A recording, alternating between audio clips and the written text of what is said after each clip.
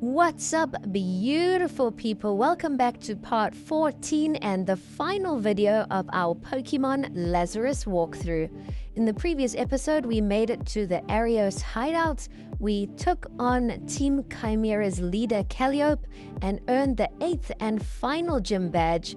In today's episode, we are going to make our way to the Elite Four and the Pokemon League, and I'm hoping that we'll become the Pokemon champions.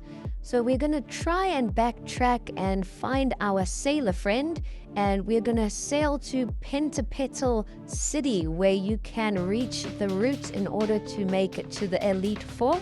We have just sailed and arrived at Pentapetal City. I do recommend you heal up your team and stock up on a whole bunch of items. There are some tough trainers to take on along this route, so you might need to revive and heal up some of your team. Otherwise, it's a bit of a backtrack to the Pokemon Center. We're going to try and take on as many trainers as we can because this is the last bit of experience that we'll get before the Pokemon League. I do recommend that you get your team at least to level 58. If you want an easier battle for the Pokemon League, try get your team to around level 60 to 62. So that will help you a lot. We're going to try and get our team to level 60 at least. Halfway through this route, before we hit the water, there is a nurse to heal up your team, which is really needed. So after that, we can continue on, and there are more tough trainers to battle. We should be able to level up most of our team to level 60, and we still have one more Pokemon to evolve. So I'm hoping it's going to evolve really soon. We just need to level it up one more level. And it looks like we have almost arrived. We took on the final trainer, and yes, our Dracloak has leveled up and evolved into a Dragapult just in the nick of time. And we have also caught up with Rana, who wants to battle us, and we didn't even have time to heal up our team. So do take note of that. Heal up your team before talking to Rana. We've only got 2 Pokemon left, so I've got no idea how we're going to win this battle. But we're going to give it a shot. If we lose, we'll just have to make our way back and take her on again. But as you can see, we've just got Dragapult and Aurorus. But luckily, Dragapult has gotten a massive boost since it evolved. And Rana's only got 5 Pokemon in her team. I'm really surprised that Dragapult just one-shotted Typhlosion, so we might actually have a chance at winning this battle. I thought we were going to lose it for sure. How can 2 of our Pokemon defeat her entire team? And our Pokemon were damaged, but we are down to Rana's final Pokemon, which is Victreebel.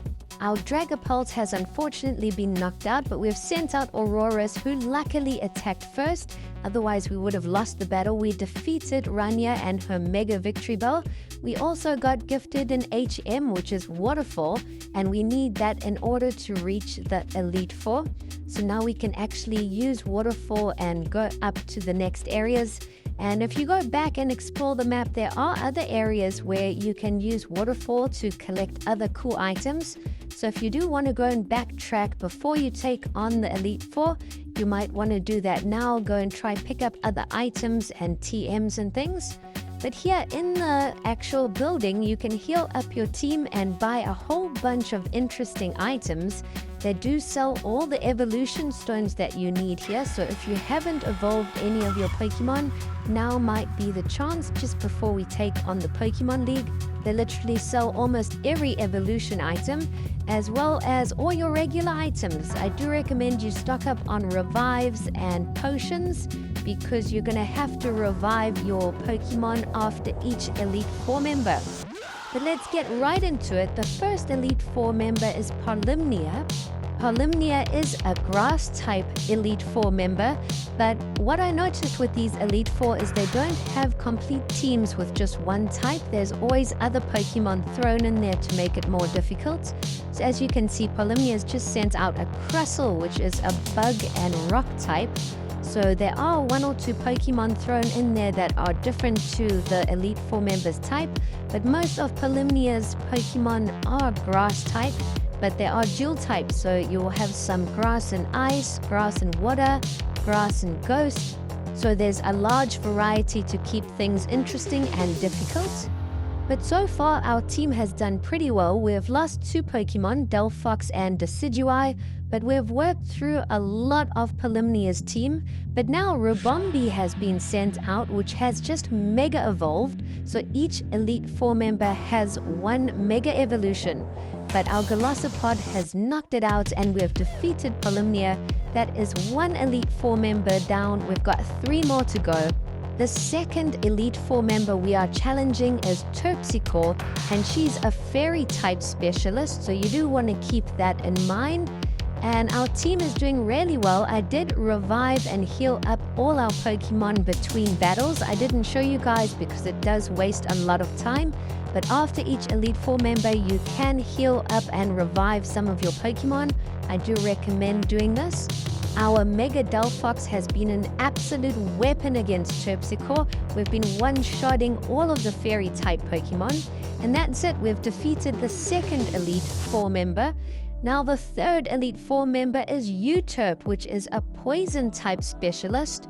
So the first Pokemon she sent out was a Tentacruel, but luckily we were able to one-shot it. I do like the Elite Four members that their typings are very uncommon. Like we've already challenged a fairy type specialist and now a poison type. I think that's pretty unique. The Elite Four battles definitely get more challenging as you go. The third Elite Four member here has definitely been the toughest so far. And the Pokemon's levels also increase the more you battle. So now our opponent's Pokemon are around level 54, 55. So it is a bit higher than the first Elite Four member. Our team is doing pretty well to hang in there. We are halfway through our team. But like I said, this is one of the tougher Elite Four members that we have faced. I'm not sure what the fourth and final one will be like, but we really have a battle on our hands here. We have now reached the final Pokemon for Euterp, and she has sent out a Gyarados that has just Mega Evolved. We are down to our final Pokemon, Golisopod, and luckily we knocked it out. That was the closest battle we've had yet.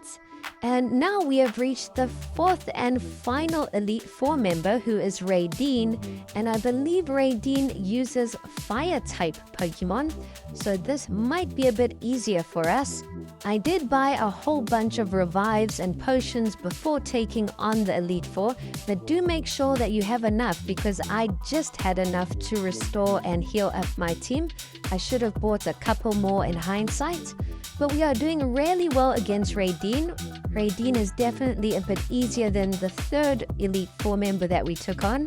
But now her final Pokemon is a Mandibuzz, which is Mega Evolved. And I must say, Mandibuzz looks incredible. I love this Mega Evolution. And Mandibuzz is an absolute beast. It's been knocking out my Pokemon. And Raideen has also healed up Mandibuzz to keep it in battle. But one of the toughest Pokemon we have taken on for sure. We finally defeated Mandibuzz and defeated the fourth Elite Four member. Now it's down to the Pokemon Champion. The current Pokemon Champion's name is Anyalios, and he's got a mixed variety of Pokemon.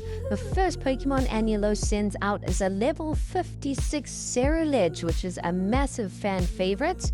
The next Pokemon he sends out is Scrafty, which we one-shot. And now he has sent out an Obstagoon, which we have one-shotted as well. So far, we are one-shotting everything. This battle is going way better than I had ever hoped for. But now Anyalios has sent out a Golisopod and now swapped in a Cyclizar, which is just Mega Evolved. And this Mega Evolution also looks absolutely incredible. We send out our own Golisopod to try and handle business. So at the moment, it's down to the final Pokemon. But Jolteon does it. We have defeated the Pokemon Champion and officially become the new champion of the region. And wow, here's our team. How awesome does our team look? That was a lot of fun. The third Elite Four member was definitely the toughest for our team. But that's it, we have completed the game. There is a little bit of an after story. You can go and take on more battle tournaments. But that's the end. We have completed the main storyline. That was so much fun. I could definitely play through this game a second time and use a completely different team. But now we are back at the university. We're going to go and chat to the professor and all the other scientists in the university, and we're going to try and make it to the final island, and then we'll end off the video there. We are going to drop a video tomorrow showing you guys how to get all the legendary Pokemon in this game, so do stay tuned for that. That will probably be the final video of our Pokemon Lazarus walkthrough. I hope you guys have enjoyed the game as much as I have. I definitely recommend it, but that's all it's going to be. Thanks for watching.